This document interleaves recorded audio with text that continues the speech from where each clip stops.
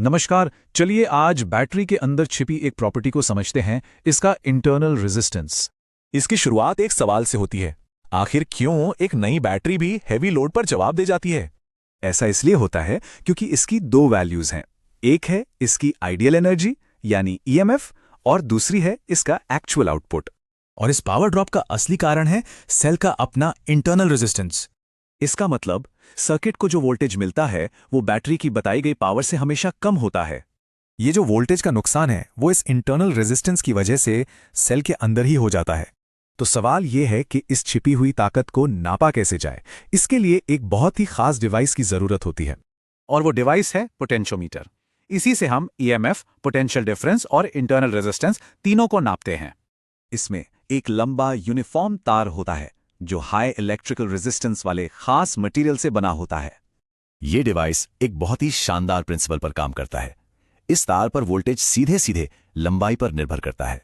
इसे इस्तेमाल करने के लिए हमें अलग अलग सर्किट कंडीशन में तार पर दो बैलेंसिंग लेंथ ढूंढनी होती हैं।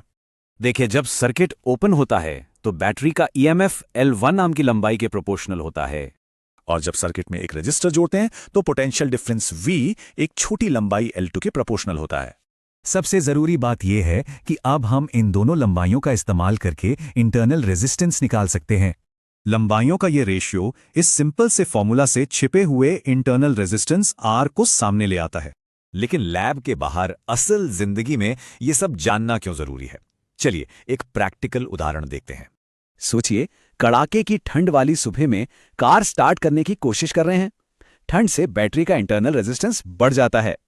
मतलब पूरी चार्ज होने के बावजूद बैटरी फेल हो सकती है क्योंकि यह रेजिस्टेंस करंट के फ्लो को रोक देता है। तो इंटरनल रेजिस्टेंस सिर्फ कोई थ्योरी नहीं है, बल्कि बैटरी की परफॉर्मेंस तय करने वाला एक बहुत बड़ा फैक्टर है। ये सोचने वाली बात है कि हमारी रोजमर्रा की टेक्नोलॉजी में और ऐसे कौन से छिपे हुए फैक्टर्स काम करते हैं